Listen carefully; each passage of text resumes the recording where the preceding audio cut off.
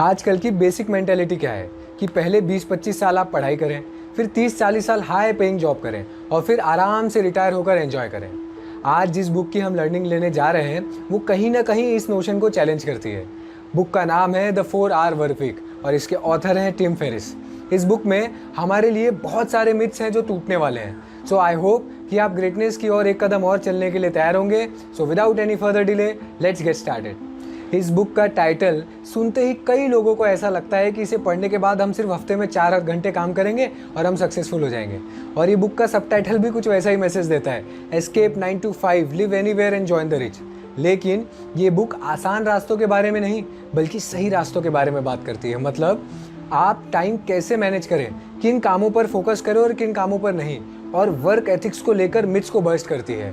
और सबसे इम्पोर्टेंट, इस बुक के बाद आपको अपने पसंद के कामों को करने का तरीका और समय, ये दोनों चीज़ें मिल जाएंगी। अब शुरू करते हैं रिटायरमेंट से। कई लोग ज़िंदगी भर 9 to 5 जॉब करते हैं कुछ वीकेंड की छुट्टियों के बदले में, और फिर रिटायरमेंट के बाद एन्जॉयमेंट। लेकिन ये भूल जाते हैं कि रिटायर होते तक उनकी उम्र काफ़ी बढ़ जाएगी। ज़्यादातर लोगों को उस उम्र में कई बीमारियां होती है और ऑब्वियसली लेस एनर्जी होती है। सो टेक्निकली लाइफ सेक्रीफाई करके उस समय एंजॉय करना मेक्स नो सेंस।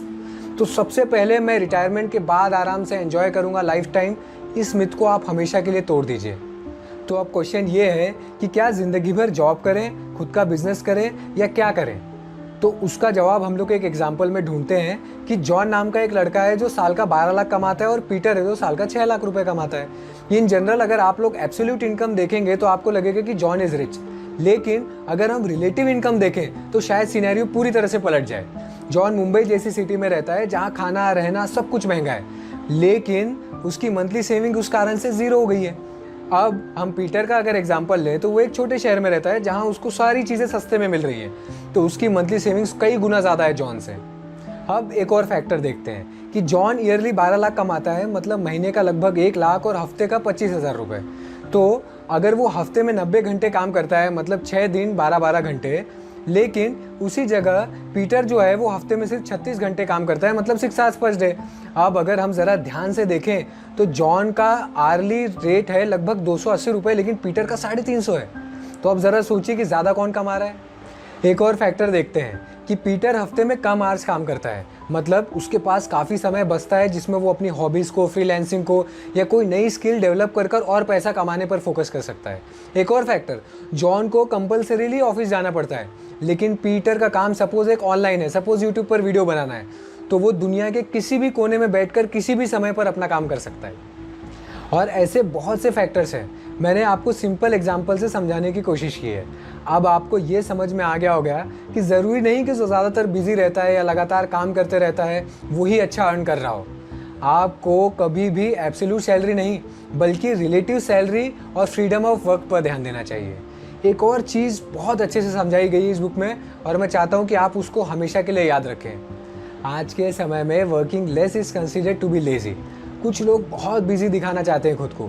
इवन मैं कुछ ऐसे लोगों को जानता हूँ जो वीकेंड्स पर ब्रैग करते हैं कि हफ्ते भर हम कितने बिजी थे, and they are very proud of that. Even offices में बॉस चाहते हैं कि उनके एम्प्लॉयज़ पूरा दिन काम करें, 10-12 घंटे लगातार काम करते रहें, लेकिन दोनों में से किसी को भी ये नहीं समझ में आ रहा है कि अगर जेन्युइनली पूरी तरह से फोकस करके काम किया जाए ना तो ये सारे कामों को 4 घंटे के अंदर किया जा सकता है। अब अगर आपको ये जानना है कि 4 घंटे के अंदर उन कामों को कैसे किया जाए तो मैंने एक बुक की समरी बनाई है जिसका नाम है डीप वर्क, आप उसे ज़रूर चेकआउट करें। अब ये डिफरेंस क्यों है वो बताने की कोशिश करता हूँ, क्योंकि हम लोग इफ़िशियंसी पर फोकस करते हैं, इफेक्टिवनेस पर नहीं।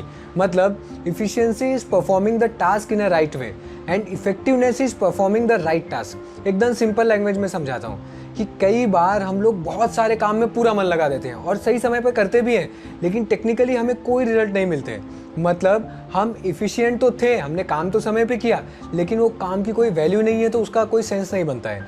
उसकी बजाय अगर हम कोई इंपॉर्टेंट काम करते हैं तो हमें अच्छे रिजल्ट्स मिलेंगे। मतलब हम लोग ज़्यादा काम नहीं बल्कि सही काम पर फोकस करें तो अच्छा रहेगा। सो बी इफेक्टिव नॉट एफिशिएंट। अब इसे करने के 2 तरीके हैं। पहला है पेरेटोज लॉ। ये कहता है कि आपके 80% रिजल्ट्स आपके 20% कामों से आते हैं और बचे हुए 80% कामों से आपको सिर्फ 20% रिजल्ट्स आते हैं। इसको हम एग्जांपल से समझते हैं। 20% of criminals commit 80% of crimes, 20% of drivers cause 80% of traffic accidents, 80% of pollution originates from 20% of factories, 20% of companies represent 80% of sales, 20% of employees are responsible for 80% of result. इस principal का basic logic यही है कि इसे 80-20 principal भी कहा जाता है। अब हमें हमारे हिसाब से ये समझना बहुत ज़रूरी है कि कौन से वो 20% काम है जिन पर हम पूरा फोकस लगाकर हमारे 80% रिजल्ट लाते हैं। तो अगर बाकी 80% में आप एनर्जी बचा भी लेते हैं और सिर्फ इस 20% पर पूरी तरह से फोकस डाल देते हैं तो समझ लीजिए आपकी प्रॉब्लम सॉल्व। अब दूसरा तरीका है आउटसोर्सिंग यानी डेलीगेशन ऑफ वर्क। अब आप ये इमेजिन कीजिए कि पीटर की पर आवर सैलरी अराउंड 350 रुपये थी। अब सोचिए कि अगर वो अपने गार्डन साफ करना चाहता है और उसे काम में लगभग 4 घंटे लग जाते हैं तो उसका कितना पैसा वेस्ट हो गया, यानी लगभग 1400 रुपये वेस्ट हो गए। लेकिन अगर वो किसी प्रोफेशनल को हायर करता है तो उस काम के लिए तो वो शायद पीटर से भी कम समय में उस काम को कर देगा क्योंकि वो प्रोफेशनल है और वो शायद उस काम के पूरे दिन में सिर्फ 500 रुपये लेगा। तो पीटर की एनर्जी भी बची, टाइम भी बची। तो ये एग्जांपल था आउटसोर्सिंग का। तो हमेशा याद रखें कि अगर कोई काम आपका सही ढंग से है, आपको लगता है कि आपसे अच्छा कोई कर सकता है और आपका समय बचता है, तो आप हमेशा याद रखें कि आप उस काम को आउटसोर्स कर दें। और मैंने एक बुक की समरी की है 7 habits of highly effective people. आप उसकी 3rd हैबिट को ज़रूर देखें, उससे आपको ये फंडा और क्लियर हो जाएगा। इसका सबसे सिंपल एग्जांपल बताता हूँ। जितने भी मिलियनर्स होते हैं ना, वो सब हर छोटे बड़े काम के लिए लोगों को हायर करते हैं। पहले मुझे लगता था कि वो वेस्ट ऑफ मनी है, बट जैसे जैसे मुझको समझ में आने लगा तब मुझे समझा कि time is money and money is time. तो वो उस काम को करने में जितना टाइम वेस्ट करेंगे उतने में तो वो कई गुना ज़्यादा अपनी स्किल्स का इस्तेमाल कर रेवेन्यू जनरेट कर सकते हैं। अब एक और चीज़ बहुत इंटरेस्टिंग है कि कई बार रईस लोग या रिटायर्ड लोग या जिनके मन में ऐसा आ गया कि वो सक्सेसफुल हो चुके हैं, वो लोग भी डिप्रेशन का शिकार हो जाते हैं क्योंकि उनके पास खाली समय में करने के लिए कुछ नहीं होता। Doing nothing is not the end, it should not be your am also. आपको किसी काम को अवॉइड करने से लाइफ में ग्रोथ नहीं मिलेगी, बल्कि काम को हमेशा करते रहने से ग्रोथ मिलेगी। तो आपको अपने खाली समय का भी सही इस्तेमाल करना है। Learn, read, play, improve, plan, cook, relax and make an impact. So I hope कि आज की इस बुक से आपने बहुत सी चीज़ें सीखी होंगी। और मेरी हमेशा की तरह आपसे एक रिक्वेस्ट है कि जितनी भी चीज़ें आप सीख रहे हैं उन्हें कॉन्टीन्यूसली अपने लाइफ में अप्लाई करें। और डेली 1 मिनट विजडम के लिए मुझे टिकटॉक और इंस्टाग्राम पर फॉलो करें। आपकी कोई भी सजेशन हो तो मुझे कमेंट बॉक्स में या इंस्टाग्राम पर डीएम करना ना भूलें। सो मिलते हैं नेक्स्ट वीक ऐसी ही कुछ अच्छी लर्निंग के साथ। तब तक के लिए stay tuned and let's make the greatness common.